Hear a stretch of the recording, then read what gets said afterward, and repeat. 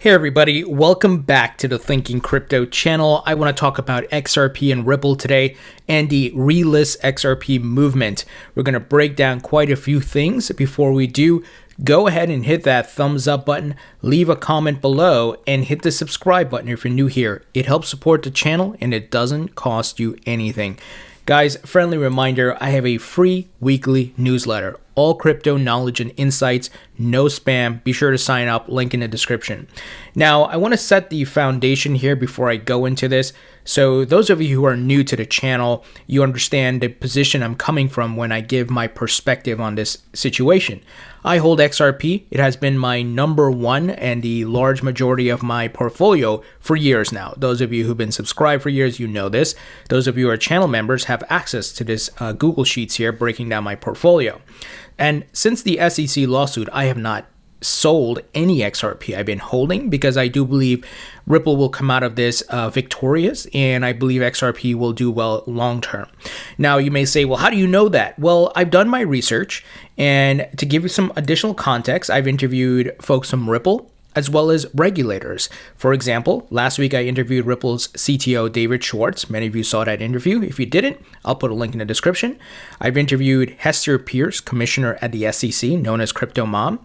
I've also interviewed Crypto Dad, Chris Giancarlo, who was at the CFTC. He's the former chair, and he penned an article last year saying XRP is not a security. I've also interviewed Ripple investor Greg Kidd, former SEC official Joseph Hall, who's now a lawyer. And he weighed in on the situation, saying the SEC did not go about this right. I've interviewed Ripple's Craig DeWitt and Ripple's or SBI Ripple Asia Adam Trademan. He's the CEO there. So I've spoken to these folks both on and off the record. Now, I can't share with you what they said off the record, but on the record, you guys have seen those interviews. In addition, I will be interviewing Ripple CEO Brad Garlinghouse very soon. You can see here he liked my tweet about interviewing him. I'm in contact with his PR people. That is probably going to happen the first week or second week of April. So stay tuned on that. So what do I say these things? To brag? No. To essentially let you know I've done my research. So I'm not here to BS you. I take a factual, logical breakdown when it comes to investing, not emotional. And clearly I diversify. I don't put all my eggs in one basket. I'm not a maximalist. Now, I do want to give a shout out to Jeremy Hogan. I will be doing an interview with him this week, a collaboration video. Great guy. He's an attorney, of course, and he's been doing some great breakdowns as far as the videos on his YouTube channel. So be sure to check it out, and I will be chatting with him. Also want to give a shout out to John Deaton, who filed a lawsuit on behalf of XRP holders, and he's been weighing in on the situation as well. Now, many of you may have seen Relist XRP trending on Twitter. This is great because we want the exchanges to relist XRP, and I'm going to give you the premise, the genesis behind this movement and why it is happening now. So lots of folks tweeting about it, even Flare, and of course, as I tweet out this video, I'll be using that respective hashtag. And once again, this SEC lawsuit against Ripple is not just about XRP, guys. This is going to determine how the SEC goes against the rest of the crypto market. Right now, Bitcoin and Ethereum to a certain degree have been ruled non-securities. Bitcoin for sure. But what about XRP, Polkadot, Chainlink, Cardano, all the other cryptos in the market? There has not been regulatory clarity there from the SEC. So this just does not only affect XRP, because once they're done with Ripple, they're going to keep going down the list, right? That's their job, essentially. Now, are they in the right on this lawsuit? No, I don't believe that. Now, as this lawsuit progresses, there's so many things that are coming out, so many nuggets. The SEC is getting exposed to a certain degree, and it's very interesting. So what is the genesis of this Relist XRP movement? Well, according to the SEC lawyer in the respective discourse that's happening with the lawsuit between the SEC lawyer and the judge, it was disclosed that exchanges and retail investors are not in the wrong or not breaking any securities laws if they buy or sell XRP. Who is in the wrong, what they're trying to say, is Ripple. They're saying Ripple alone is conducting illegal activity by selling or transacting in XRP. So let me break it down here. Here's the headline. Crypto exchanges did not violate SEC norms by selling XRP. So if the exchanges are not in any trouble, they can relist XRP immediately. And we're going to break it down. Let me read through this for you.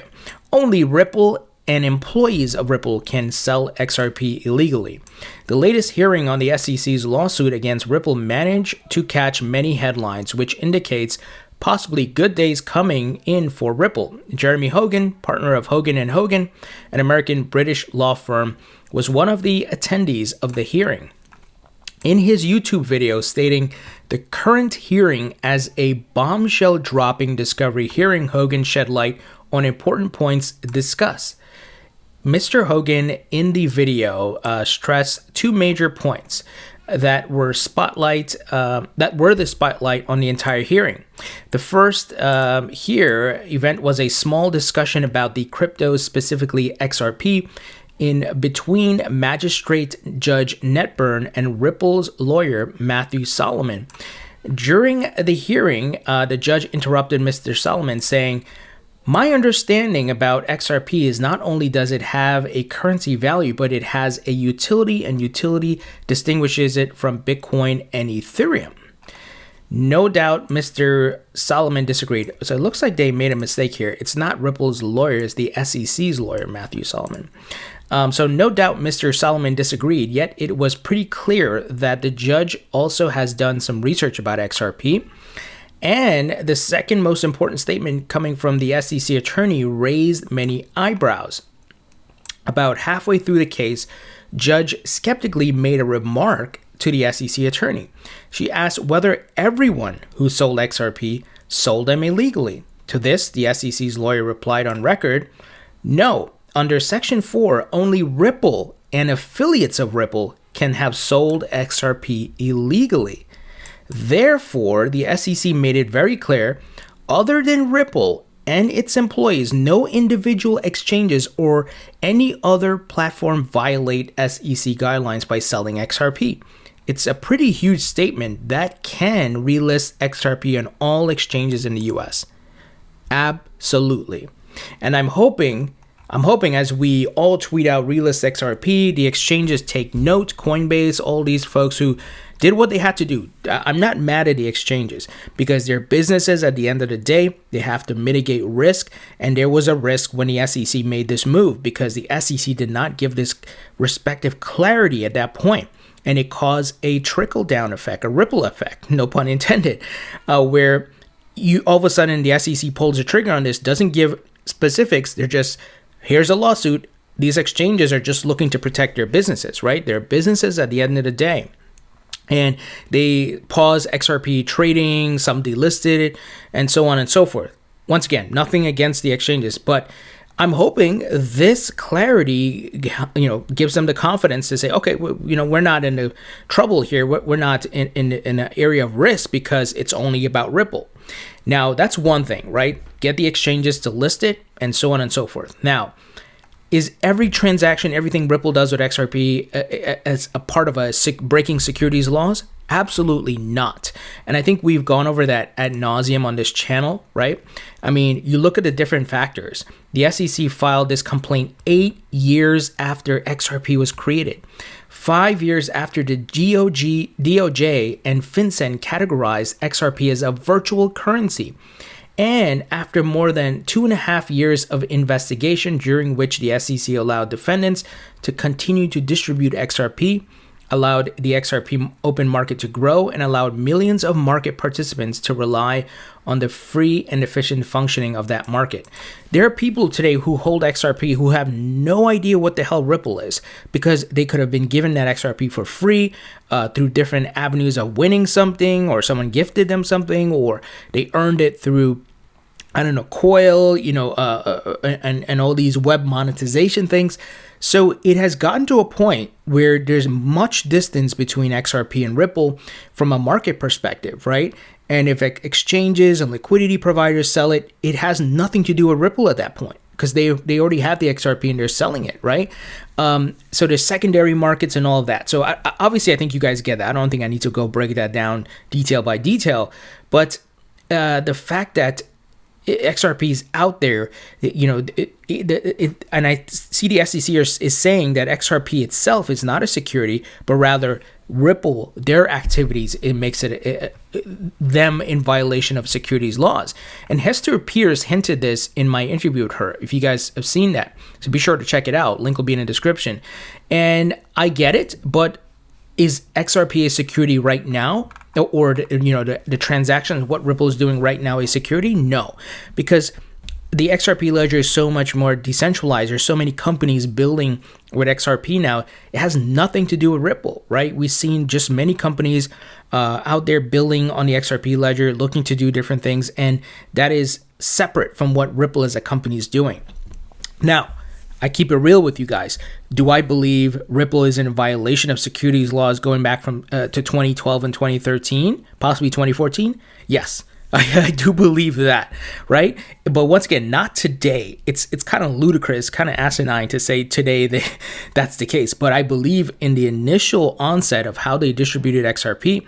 And remember, they got fined by the FinCEN, but they settled that, and everything was all good on the FinCEN's end and the DOJ. But where was the SEC? This is why this looks so bad for the SEC. They waited 8 years. They hurt investors, and the way they executed this lawsuit with the outgoing chairman on his last few days, he drops this, leaves a mess for the incoming administration to handle it. He's gone. All his cronies are gone, and enforcers are gone. It just seems very shady.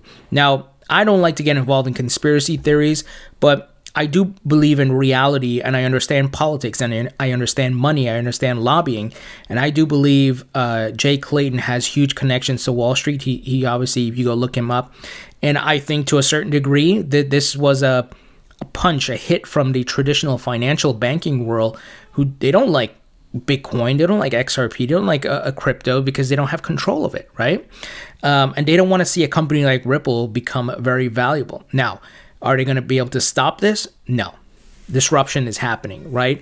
But I do believe that's just my opinion. Nobody from the SEC or Ripple told me that, but I can read between the lines having done my research. So I do believe Ripple will come out of this victorious. I'm sure they're going to have to pay whatever respective fine for what took place in 2012 to 2014 or whatever it may be. But at the same time, that was the wild, wild west of the crypto market. Everybody was doing, I'm sure, something that was breaking the laws. Just look at Coinbase. Coinbase has to pay a fine to the CFTC for wash trading from back in the day. And they have to clean this up before they do their IPO. So it's not just Ripple or XRP, and nobody knew what was going on or what laws were what and whatever it is, because Ripple wasn't issuing stocks here. And I think anybody with a brain could see that, hey, if Ripple has its digital assets and they're trying to build this ecosystem, I'm not getting shares of Ripple, the company. I'm not owed any dividends or payouts, right? Anybody would have a brain would know that. So, this is the situation we find ourselves in. But like I said, my opinion, I think Ripple will come out of this. I said it at the beginning of the video. XRP is a long-term hold. It is certainly not something that's going to moon pretty soon, but I could be wrong. I'm happy if the price goes up. So if the exchanges relist XRP, guys, could we see a pump? Possibly. Before this lawsuit happened, XRP was over 75 cents. It was doing really well. I think we could have been certainly close to $2 already with how the market moved, but unfortunately, Jay Clayton screwed us. So, guys, we got to wait for this thing to be resolved. But it's good because it's going to bring clarity for the entire market. And Ripple continues to do their thing and build. Obviously, if you guys saw my interview with David Schwartz, we talked about the private ledgers they're looking to build for central banks to put their CBDCs on. Obviously, we've heard France is eyeing Ripple's CBDC ledger for digital, their respective central bank digital currency. And we see people from Goldman Sachs and Uber and veterans and so forth are joining Ripple. And this is a good sign, right? Because here's the important thing here. This is only a problem in the United States. Japan, Singapore, Europe, and so forth, a lot of the Asian countries, this is not a problem. XRP has the clarity it needs. We know about Mr. Yoshitaka Kitao, SBI Holdings. Once again, I interviewed Adam Trademan. If you haven't seen that, check it out.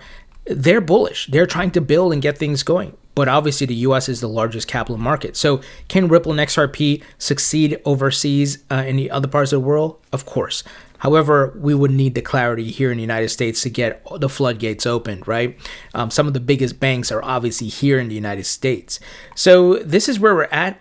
Once again, I'll be interviewing Brad Garlinghouse very soon. And of course, I'm going to ask him a variety of questions and get his thoughts on this. And not the same old questions that, he's spoken about historically. I'm going to ask him some, just like I asked David Schwartz, straight up, right? Like, what's going to influence the price here? What are you guys building? What's the plan? What's going on, right?